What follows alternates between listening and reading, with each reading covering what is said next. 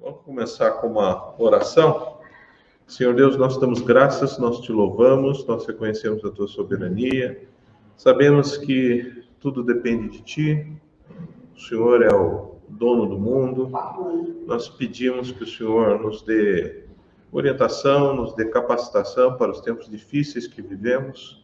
O Senhor nos dê uma instrução que realmente seja direcionada, guiada por ti, e te agradecemos que ainda podemos estudar, meditar na tua palavra e buscar a verdade, Senhor. Pedimos isso em nome de Jesus. Amém, Senhor. Então, como eu já adiantei, nós estamos em janeiro. Janeiro é um mês que, com razão, o pessoal tira férias, leva as crianças, passeia. Então, a gente vai trabalhar mais ou menos com temas livres. E em fevereiro, a gente começa com o estudo do livro de Apocalipse. Fazendo propaganda, o livro de Apocalipse é um livro muito mais simbólico do que literal, então a gente vai tentar trabalhar com os símbolos que eles têm, e é um livro que não é tanto a perspectiva de vai acabar tudo, mas é um livro para dar esperança para os cristãos em tempos difíceis. Quer dizer, é um livro um pouco diferente a abordagem do que a gente tem. Eu queria que vocês abrissem em Lucas capítulo 2, nós vamos fazer uma leitura do 41 e tentar ler parte do capítulo 3. É isso mesmo, tá? Então, Lucas dos Evangelhos, ele é o mais cronológico, o mais organizado, o mais detalhista. E ele, o próprio nome dele, Lucas é uma abreviação de Luciano, significa trazer luz, esclarecer. Então, é um evangelho mais detalhado, cronologicamente, em fatos, e até no capítulo 1, versículo 1, ele deixa bem claro, visto que muitos houve que empreenderam uma narrativa coordenada dos fatos, que entre nós se realizaram, isso é Lucas capítulo 1, versículo 1. Conforme nos transmitiram que desde o princípio foram deles testemunhas oculares e ministros da palavra, igualmente a mim me pareceu bem, depois de acurada investigação de tudo que desde sua origem, dar-te por escrito, excelentíssimo Teófilo, uma exposição em ordem, para que tenhas plena certeza das verdades em que foste instruído, tá? Então, ele dá uma introdução um pouco diferente dos outros evangelhos. Ele deixa bem claro que ele pesquisou, que ele está pondo por escrito, e ele está dizendo para quem ele está escrevendo o evangelho. E ele está escrevendo para Teófilo. E ele usa a palavra excelentíssimo Teófilo. Então, infelizmente, tem algumas pessoas que têm uma visão um pouco restrita das Escrituras e procuram considerar que a Escritura ela deve ser sempre abordada literalmente. Então, que excelentíssimo, que é um termo nobre, era alguém da nobreza, que Lucas estaria escrevendo para alguém da nobreza. E Teófilo, como não existe esse nome descrito dentro da comunidade da nobreza romana, que seria um apelido. Mas não é bem isso que se considera. O que é Teófilo? Traduzindo, o que é Teófilo? Amigo de Deus. Quem é amigo de Deus? Nós. Nós somos amigos de Deus. Então, esse é um evangelho específico, guiado para todos os cristãos. Para quê? Para, de uma forma cronológica, narrativa, e ele termina no versículo 4, para que nós tenhamos certeza nas verdades em que fomos instruídos. Então, as cartas, os evangelhos, têm um direcionamento muito específico. Os evangelhos são biografia de Jesus, os 4. Cada um deles com um foco diferente, cada um deles com uma abordagem diferente, cada um deles com uma dificuldade diferente. Quando você pega o Evangelho de Lucas, ele é fácil de entender, ele conta uma história. Quando você pega o de João, ele é um pouco diferente. Por quê? Porque ele é para um grupo da época que não eram judeus, que pensavam diferente da gente. Mas a gente gosta muito porque fala de amor, porque fala de milagre, coisa que interessa para a gente. Mateus é o mais judaico de todos eles. Cuidado, porque Lucas também é judeu. Se discutiu muito tempo que ele não seria judeu. Não é verdade. O material que ele tem, a cronologia que ele faz, é só de alguém que está envolvido no judaísmo e conhece, tá? Então, agora, isso é só a introdução. Vamos para o que nos interessa hoje. O capítulo 2, versículo 41, diz assim: Ora, anualmente iam seus pais a Jerusalém para a festa da Páscoa. Como isso é uma narrativa, a gente lê e muitas vezes não presta atenção na mensagem de Deus nas Escrituras. Quando ele está falando isso, anualmente os seus pais iam a Jerusalém para a festa da Páscoa. Significa que eles eram praticantes, significa que eles eram religiosos, significam que eles davam uma educação religiosa ao filho em paralelo, tá? Quando ele atingiu os 12 anos, qual que é a importância de 12 anos dentro do judaísmo? E o que significa o bar mitzvah? Adulto para quê? Para as questões religiosas. Para as questões religiosas, para as questões cíveis. Olha só como é diferente a cultura judaica baseada na Bíblia do que na nossa. Na nossa situação, é considerado responsável civil com 16 anos, porque pode votar, criminalmente com 18. Para o judeu é a partir de 12 anos, tá? Então ele deixa bem claro, quando ele atingiu os 12 anos, ou seja, ele é considerado maduro, adulto para as coisas espirituais, para tomar decisões, para falar, para ser ouvido, tá? Subiram a Jerusalém segundo o costume da festa.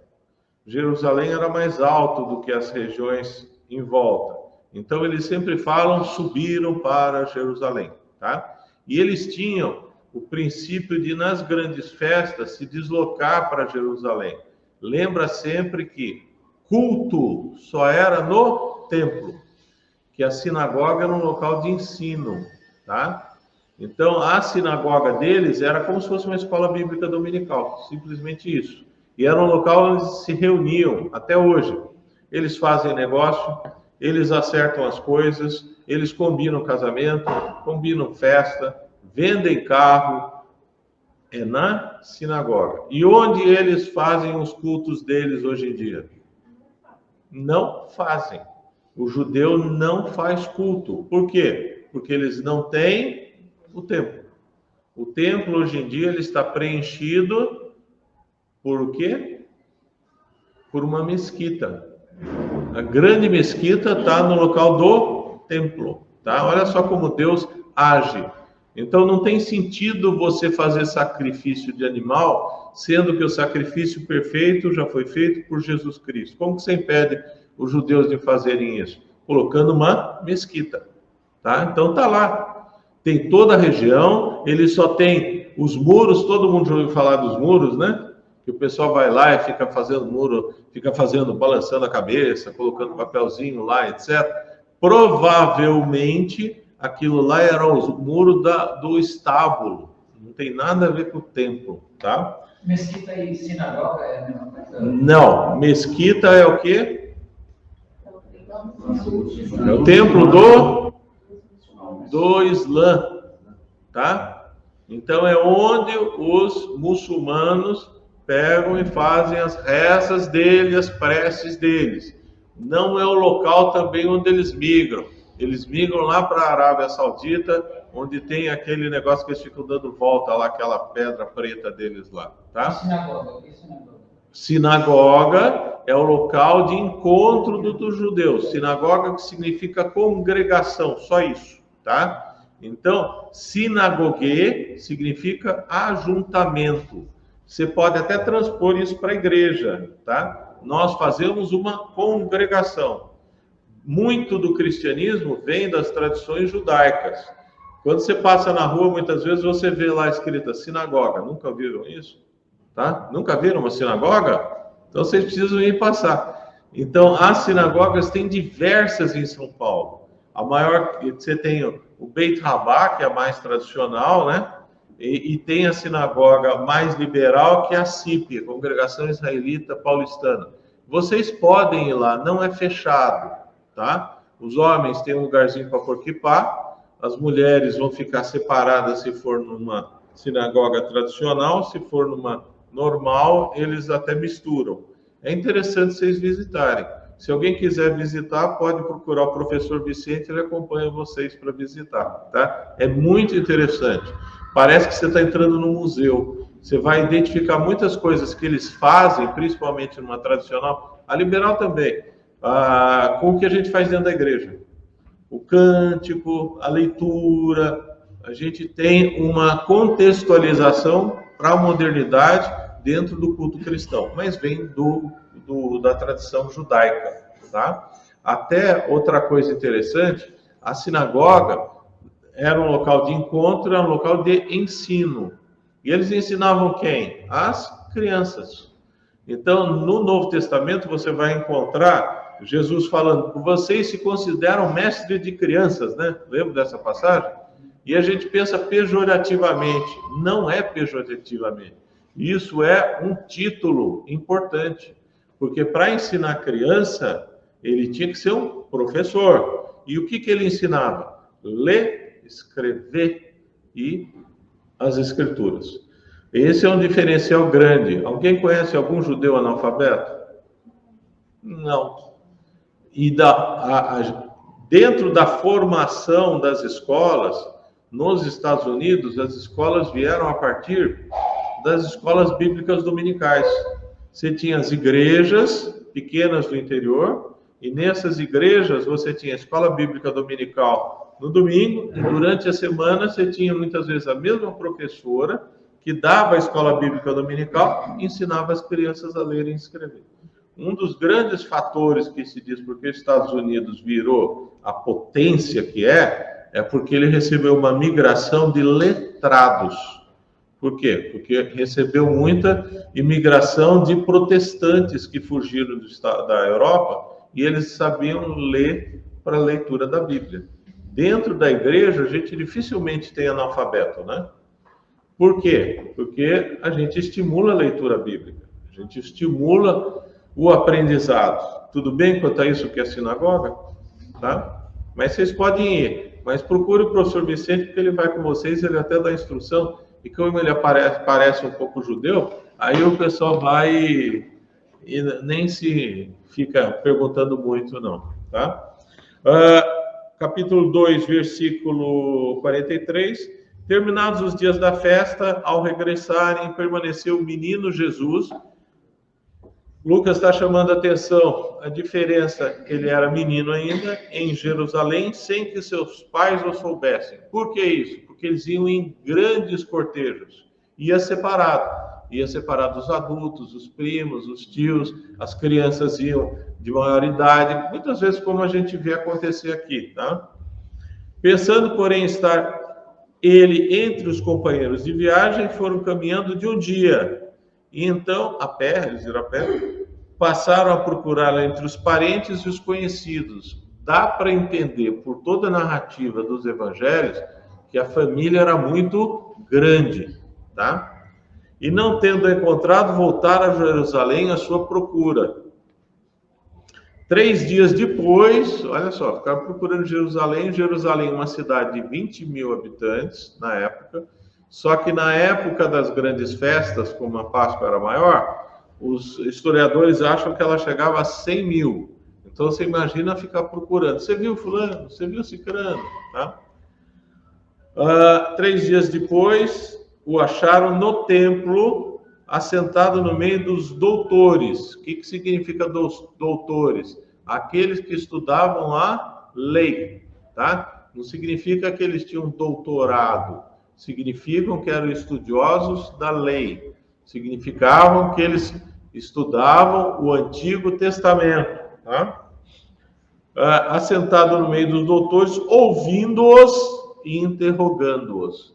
Se ele tivesse 11 anos de idade, ele poderia estar nessa situação? Não. Por isso que Lucas é detalhista e fala que ele tinha 12 anos de idade. Cada detalhe no livro de Lucas tem importância, tá? E todos os que ouviram muito se admiravam da sua inteligência e das suas respostas. Logo que os seus pais ouviram, ficaram maravilhados, porque imagina lá, ele com 12 anos está no monte de marmanjo que estudava a Bíblia. Uau, a gente nem sabia do potencial dele, nós somos do interior, nós somos de uma cidade pequena. Então, eles realmente ficaram, que coisa diferente, nunca imaginamos que ele tivesse essa capacidade. Logo que os seus pais o viram, ficaram maravilhados, e sua mãe lhe disse: filho, por que fizeste assim conosco? Resposta normal de mãe. Você sumiu, deixou a gente assustado, preocupado. Teu pai e eu, aflitos, estamos à tua procura. Lucas deixa bem claro a humanidade, que eles consideravam ele como filho. Eles demonstravam todo o cuidado necessário. Lhes respondeu: por que me procuráveis? Não sabias que me cumpria estar na casa de meu pai? Tá? Ele dá uma resposta teológica e Lucas chama a atenção, tá? Não compreenderam, porém, as palavras que eles disseram. Você imagina falar para um pai um negócio daí com 12 anos de idade, assim, falou um negócio meio estranho, ele é meio esquisito, deixa para lá. Essa é a resposta inicial, tá? E Lucas chama a atenção. E desceu com eles para Nazaré. A ideia, Jerusalém está em cima, o resto está embaixo. E era-lhes submisso. A ideia que Jesus era um bom filho. Em nenhum momento ele se sobrepunha à situação de filho. Ele já era Deus nesse momento? Já. Mas ele era Deus e homem. E ele era Deus, homem e cumpridor de tudo que era ético e moral. Ele poderia até ter feito alguma coisa surpreendente? Poderia. Mas ele estava cumprindo tudo que era exigido, tá? Sua mãe, porém, guardava todas essas coisas no coração. Muda a palavra no coração para no seu íntimo, tá? Deve ser mantido o coração na tradução? Deve. Para nós, coração hoje tem um sentido diferente do que era na época. Na época, coração está associado a toda parte relacionada às emoções. Para nós, hoje, coração é local de entupimento de artéria, de colocação de stent, não é isso? Parece brincadeira, mas o primeiro transplante cardíaco que foi feito deu uma confusão teológica. Falava, é a alma de quem que está nessa pessoa? Porque o coração não é mais dele, entendeu? Então a gente precisa sempre contextualizar as palavras e entender, senão a gente começa a pensar bobagem. Mas os pais, Maria, sabiam porque Jesus veio? Porque ele estava predestinado, digamos, ou eles não acreditavam muito? Não é não acreditar, é que qual é a profundidade que existe. Maria, por definição, era uma mulher comum, tá? Ela era de fé? Joia. Era uma adolescente que andava com Deus? Joia. Mas o próprio nome dela diz que era uma mulher comum. Ela não era alguém de família nobre, não era alguém excepcional em termos culturais, e José era um homem justo, provavelmente um pouco mais velho, mas eles não conhecem as escrituras em profundidade. Então, eles sabem que é um nascimento milagroso, reconhece tudo o que aconteceu, sabe que é verdade, mas conforme vão acontecendo as coisas, eles vão ficando meio surpresos. A gente fica surpreso com as coisas que acontecem no nosso dia a dia, a gente tem acesso às escrituras. Imagina eles. Eles não tinham Bíblia em casa. Eles iam na sinagoga, e a sinagoga o pessoal fazia leitura da escritura, tá?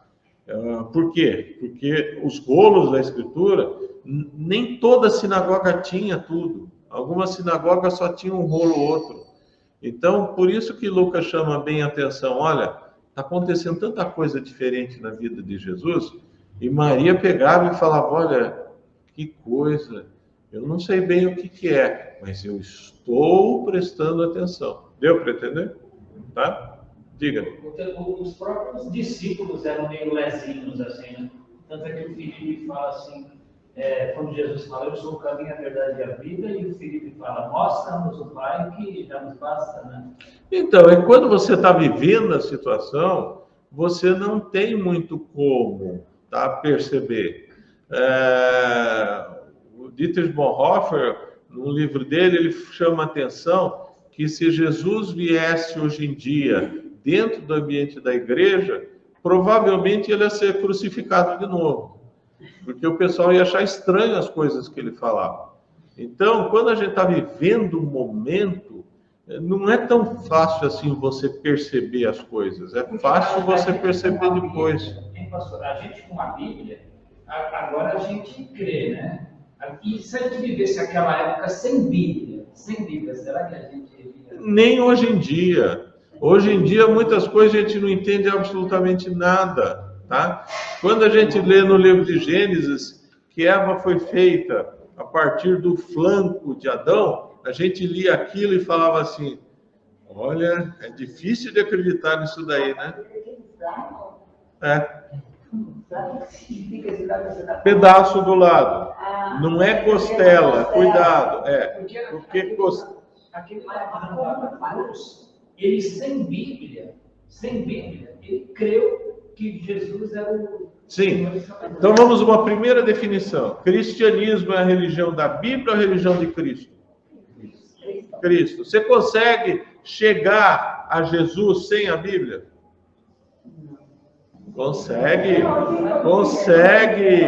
Você consegue. Cuidado. Agora, você pode ler a Bíblia de cor e salteado. Se você não reconhecer Jesus como Senhor e Salvador, você vai ser só um letrado, tá? Então, cuidado, por quê? Porque quem dá a instrução da Escritura para nós é o Espírito Santo. Muitas coisas não foram reveladas ainda. A gente vai ver o livro de Apocalipse. Apocalipse é um livro que fala que a gente tem que guardar, tem que ler, mas não tem que entender. Por quê? Porque tem coisas que ainda não foram reveladas, tá? Então eu estava falando, o livro de Gênesis que fala que Adão foi formado, Eva foi formada da costela de Adão. Não é costela, tá? Cuidado. Lá é a ideia de um pedaço de carne do lado. A gente lia isso até a década de 90, a gente falava, que coisa difícil de acreditar, como é que vai formar um ser a partir de outro? Hoje em dia a gente acha isso factível? Acha. A ciência faz alguma coisa? A ciência é Deus quem cria. Então, cuidado, porque quando a gente está na Escritura, quando a gente está vivendo a história, muitas vezes a gente não percebe. Os teólogos, quando começou o nazismo, achavam que o mundo estava vivendo o milênio. Eles não achavam que havia ainda o anticristo. Aí, quando veio Hitler, ele falava, estamos errados. E eles estudavam as Escrituras. Então, cuidado, porque os profetas mesmo do Antigo Testamento, quando faziam suas profecias, muitas das coisas que eles falavam, eles não entendiam absolutamente nada, tá? Então, é fácil a gente muitas vezes falar assim, mas se eu tivesse no lugar do fulano com a Bíblia na mão, eu teria agido diferente. Negativo. A gente muitas vezes ia fazer a mesma coisa, cometer o mesmo equívoco. Vamos para frente, tá? Ok. E crescia, 52, Jesus em sabedoria, estatura e graça diante de Deus e dos homens. Então é muito interessante que ele fala de sabedoria, ele mostra que ele tinha uma capacitação não somente do ponto de vista espiritual, mas do ponto de vista de sabedoria, de conhecimento, estatura, no sentido de capacitação frente às outras pessoas, e graça vindo da parte de Deus, tá? Isso é só a introdução para o capítulo 3. O capítulo 3 é uma parte bem importante, tanto que você tem referência em Mateus e Marcos, mas aqui é mais descritiva. Lucas começa falando: no 15º ano do reinado de Tibério César, sendo Pôncio Pilatos governador da Judéia, ele vai dar uma descrição perfeita, histórica. Herodes, tetrarca da Galileia, seu irmão Filipe, tetrarca da região da Itureia, e Traconites e Lisânias, tetrarca de Abilene. Isso daqui, ele explica o quê? Existia Herodes o Grande, que dominava tudo. Depois ele deixou para os filhos, os romanos dominaram, transformaram eles em vassalos e em governadores fantasmas, tá? Que pagavam tributos, porque os romanos não ocupavam tudo, eles dominavam, derrotavam o exército, mantinham o rei lá e queriam cobrar os impostos dele. Que era baratinho, os impostos, o pessoal calcula total, era em torno de 60%, tá? E aí você tem os 4 filhos, e ele descreve inclusive 2, sendo sumos sacerdotes Anás e Caifás, veio a palavra de Deus a João, filho de Zacarias, no deserto. Ele estava no deserto, isso tem uma implicação múltipla. Primeiro, deserto é um local onde você normalmente vai buscar intimidade com Deus, porque você fica fora do contato das pessoas e você também se afasta do mundo, você tira a influência do mundo, tá? Ele percorreu todas as circunvizinhanças do Jordão, pregando o batismo de arrependimento para a remissão de pecados. Batismo de João Batista não tem nada a ver com o batismo da igreja, tá? Cuidado. Batismo da igreja, você tem um batismo duplo. Você tem o batismo do Espírito Santo, quando você se converte, reconhece Jesus como Senhor e Salvador, muda o seu caminho de vida, e depois você tem o batismo das águas, que é o batismo de testemunho, tá? Qual o batismo salva? Só do Espírito Santo salva. O batismo das águas, ele é testemunhal, tá? Cuidado com isso. O ladrão na cruz que foi citado, ele foi batizado somente pelo Espírito Santo, tá? Conforme está escrito no livro de Isaías, Lucas 3:4, das palavras do profeta Isaías: vós que clama no deserto, preparai o caminho do Senhor, endireitai suas veredas, todo vale será aterrado e nivelado, todos os montes e outeiros, os caminhos tortuosos serão retificados e os escabrosos aplainados, e toda a carne verá a salvação de Deus. Isaías é considerado o 5º evangelho. Por quê? Porque ele faz o prenúncio da vinda do Messias. Ele faz uma biografia antecipada de Jesus, tá? E o livro mais citado no Novo Testamento é o livro de Salmos. Por quê? Porque o livro de Salmos também tem muitas mensagens a respeito de Jesus. Quando você vai ver a mensagem do Novo Testamento, você vai encontrar centenas de citações do Antigo Testamento, porque a ideia é que o Antigo Testamento está se cumprindo no Novo, tá? O 7, dizia ele, pois as multidões que saíam para serem batizadas, isso é o batismo de arrependimento, é um batismo diferente. Batismo nas águas, quantas vezes você pode ser batizado nas águas na igreja? Uma vez só. Não se admite 2 vezes o batismo, tá? Isso é um erro teológico. Inclusive, isso dá problema muitas vezes com o presbiteriano que foi batizado como adulto na igreja presbiteriana.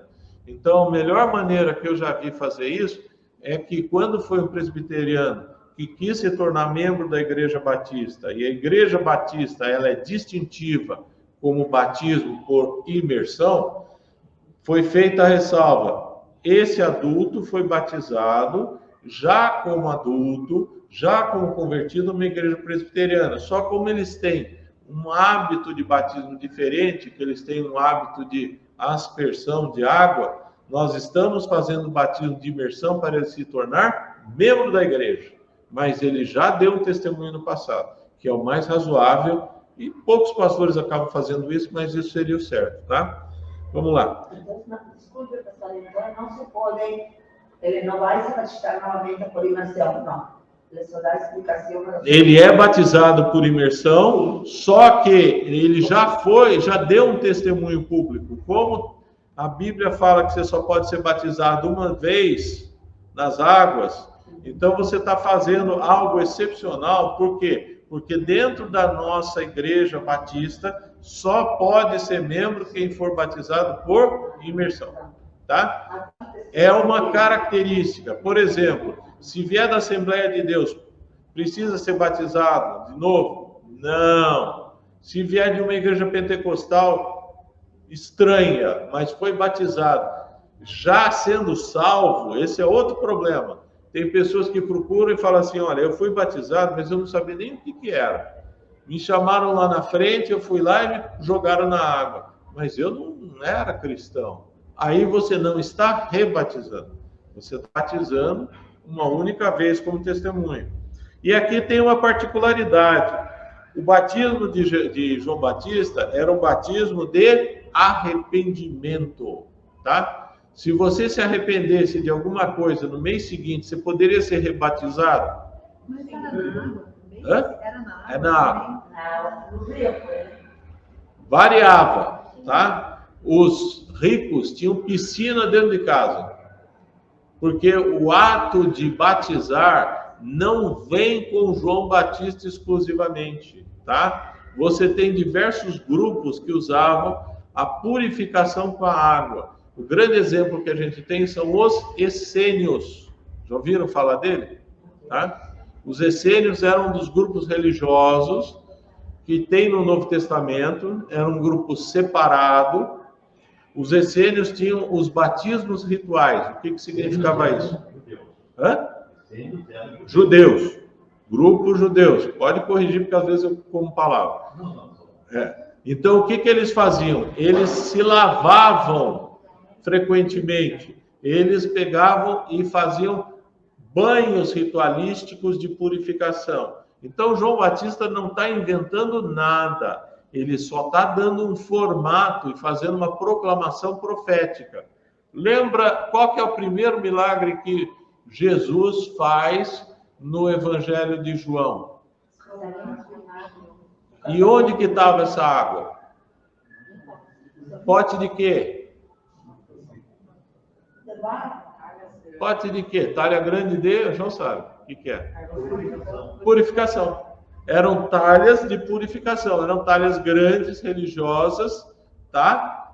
De purificação. Então, lá a água que estava, naquelas talhas grandes, 60 litros, se eu não me engano, era separado para atos religiosos de purificação. Então, era uma prática comum. Qual que é a novidade que João Batista tem? Ele vem e começa a proclamar, olha, vocês são pecadores, vocês têm que se arrepender, vocês têm que mudar de caminho, porque o pessoal tomava o banho e falava, já estou purificado. Não é só isso, você tem que mudar de caminho, tá? Eu aceitei Jesus como Senhor e Salvador da minha vida, mas eu continuo fazendo as mesmas coisas que eu sempre fiz na vida, não mudei nada, continuo sendo corintiano, petista, que mais? Quem lembra? Cachaceiro. Corintiano tá bom. Tá? O petista tá bom. Tá? Quer dizer, tem coisas que a pessoa tem que mudar. Então, alcoólatra, vamos ser práticos, o cara é alcoólatra. Eu sou alcoólatra em Cristo. Alguém já viu isso daí? Tá? Eu sou um traficante em Cristo. Pior que tem essas coisas aí malucas agora que a gente está vendo, tá? Então, desculpa, mas porque a gente siga a leitura, a gente vê que João Batista não vinha de uma família assim rica, nem nada. Ele vinha de uma família humilde, classe média. Classe média. Classe média, ele estava nos rios. Sim. Nessa situação, sim. Por isso que eu falei que a situação que a gente vai ver João Batista batizando, ele vai estar no rio. Se vocês pegarem e tiverem oportunidade de ver alguns filmes da época, tem filmes na Netflix, tem, National Geographic tem, mostra a casa dos ricos, tá? Dos príncipes. E eles têm piscina. Por que eles têm piscina? Eles não tinham hábito de fazer sauna, banho, como os romanos. Porque o romano não. Todo dia o romano ia para a sua sauninha tomar água quente lá, né? Porque eles usavam para ritual de purificação. Então, a água, ela tem uma simbologia de purificar, tá? João Batista vem, não adianta somente purificar com a água, você tem que mudar de atitude. Adianta você reconhecer Jesus como Senhor e Salvador? Se você não mudar de rumo, não adianta. Isaías chama atenção para outra coisa. Ele fala que as pessoas não entendem. Vocês não podem coxear, tá? O que significa isso? Dobrava um joelho para Deus e um joelho para Baal, tá? Jesus falava que você não pode servir a dois senhores. Lá ele tem um foco específico. Ele fala que não pode seguir a Deus e a Mamon, tá? Mamon é a teologia da prosperidade, é o Deus das riquezas. Por que isso? Porque era uma prática comum o pessoal fazer ofertas para o Deus da riqueza. Eu quero ficar rico. Então, Jesus está batendo de frente com esse problema que as pessoas da comunidade judaica estão tendo, que elas faziam sacrifícios e oferendas para ficarem ricas, tá? Pastor, no capítulo 2, a gente viu que Jesus tinha 12 anos. No capítulo 3, está lá João Batista batizando. Ele não era menos de um ano mais velho? Sim, aqui é um interlúdio. Você vai ver que ele dá um pulo grande e começa a falar do ministério, entendeu? Porque depois ele volta a falar aqui da circuncisão de Jesus. Porque isso é na pausa. Ele está explicando o ministério de João Batista. A que idade mais ou menos se supõe que Jesus fez a circuncisão? Então, a circuncisão é feita, está marcada aqui. 2:21. Completados 8 dias para ser circuncisado o menino. Porque era a tradição judaica fazer a circuncisão com 8 dias. Não, aqui não. Você vai ver alguns fatos que eles entram como se fosse entre parênteses. Olha, o ministério de João Batista. Então, ele está descrevendo o ministério de João Batista, tá? Um pouquinho para Brasil, que já faz muito tempo, não? E a gente somos batistas de nascimento, não? De ali, como na esquina da casa, está uma igreja presbiteriana, e meu esposo me agora por Santa Cozinha. Aí nós fomos lá na presbiteriana, estávamos ali, não? Mas havia muitas coisas diferentes. E eu foi tão bom, que de infinita misericórdia. Ele mandou um pastor que a gente chama de família Chocolate, você conhece o pastor André Silveira. Aí ele foi a pregar, convidada. Aí estava meu esposo com minha filha. Não, mas isso não tem a ver com o assunto. Não. Ele falou assim, porque o batismo, que é assim, só imagina uma igreja presbiteriana. A igreja e as igrejas históricas têm as mais reformadas e menos reformadas. Então, a igreja presbiteriana, ela não fez uma reforma nesse sentido. Ela seguiu a tradição católica. O batismo católico não é um batismo de testemunho, tá? O batismo católico é um batismo de pacto. Então, eles estão fazendo um pacto com a criança que vai fazer parte da comunidade cristã. O presbiteriano seguiu a mesma linha. Por isso que a gente não considera essa situação e tem uma diferença entre o batismo do presbiteriano adulto que se converteu e da criança, tá? Mas são coisas diferentes, então depende do grau de reforma da igreja. A presbiteriana, ela ficou seguindo muito da tradição católica. Vamos voltar aqui. 7. Dizia ele, pois, as multidões que saíam para serem batizadas, tá? Já falei para vocês que o batismo não era uma exclusividade, uma invenção de João Batista, tá? Raça de víboras, quem vos induziu a fugir da ira vindoura?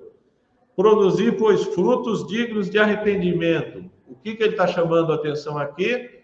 Batismo tem que estar acompanhado, o batismo de João Batista, com arrependimento, mudança de comportamento. Porque o pessoal tomava banho e continuava fazendo as mesmas coisas de sempre. Isso tem um paralelo com o cristianismo? Tem. Não existe cristianismo verdadeiro sem mudança de atitude, tá? Voltando um pouquinho para o assunto do rebatismo e tal, isso do banho, tem igrejas que pregam que se você foi batizado e aí você se afasta da igreja, enfim, vive um tempo totalmente mudando, a mudança de vida, sei lá, você começou a mudar e parou essa mudança e foi comum. Quando você volta na igreja, eles acreditam no rebatismo. Depende da situação. Se você chegar a falar assim, olha, eu fui batizado naquela época, mas eu não tinha certeza que eu era salvo, eu não tinha certeza que eu era cristão, eu passei lá na frente para cumprimentar o meu primo, me jogaram na água lá dentro e eu saí.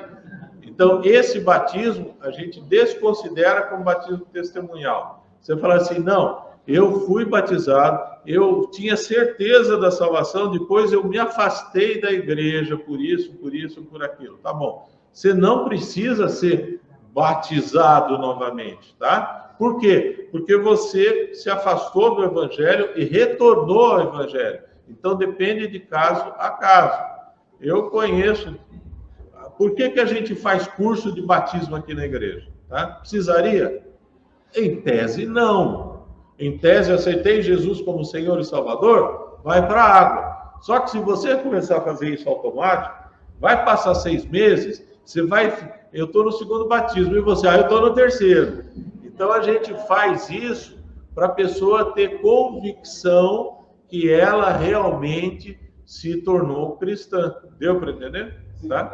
Minha pergunta é no caso dessa segunda pessoa, que ela de fato tinha sido batizada no crente e se afastou da igreja.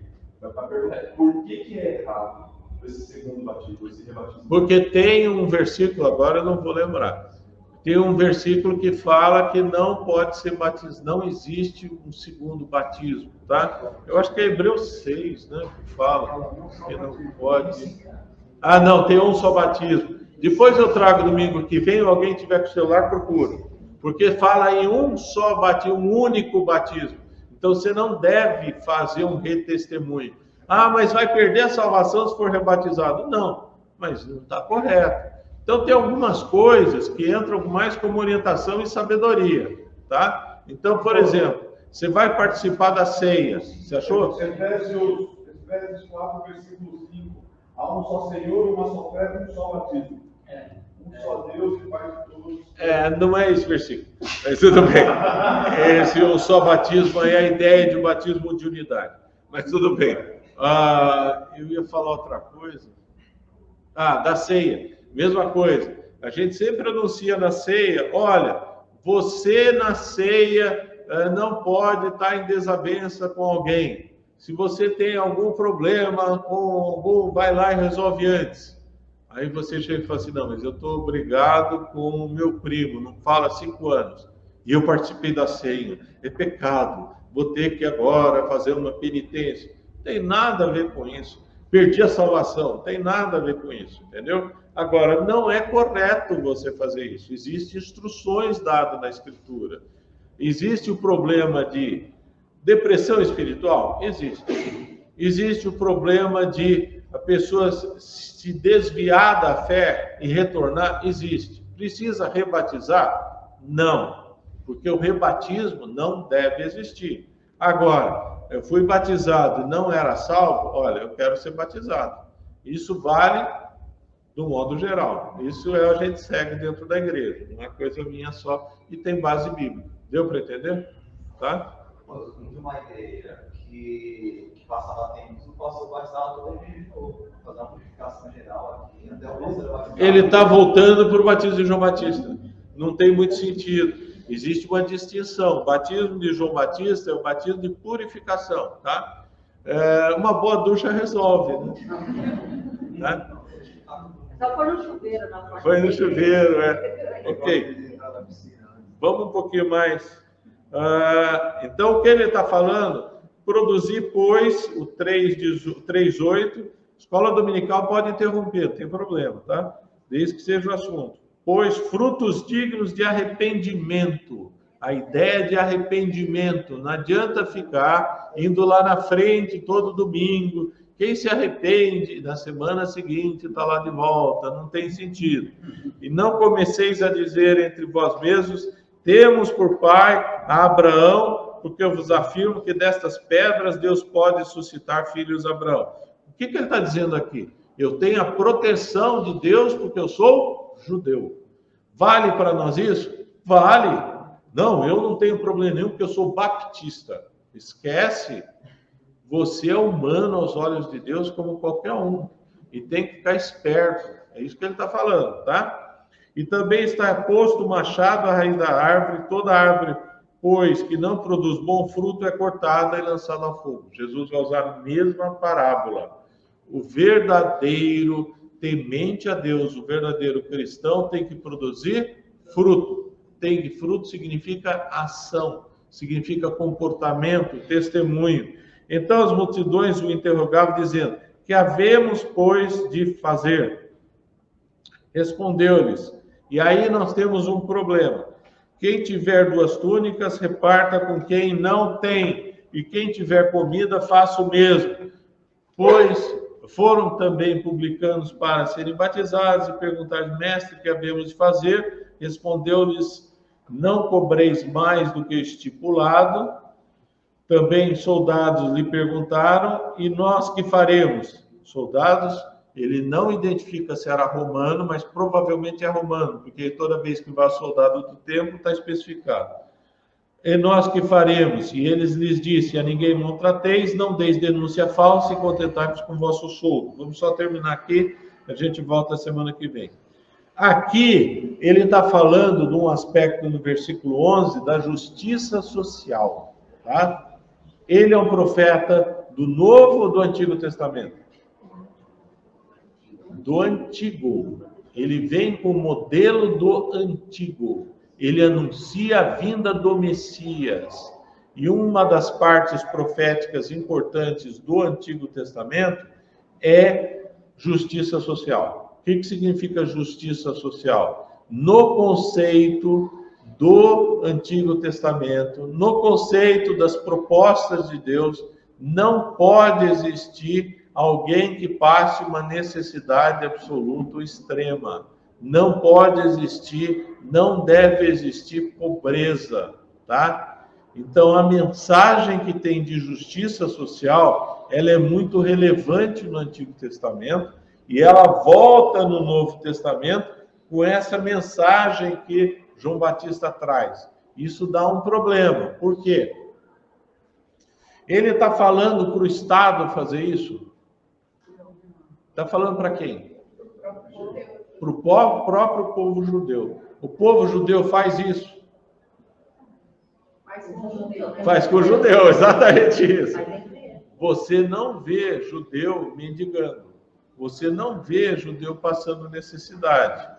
Eles cuidam da própria comunidade, tá? Isso dá um problema. A gente não vai esgotar assunto hoje, a gente volta semana que vem, porque tem pessoas, infelizmente, que criaram um ensino que se chama o evangelho social.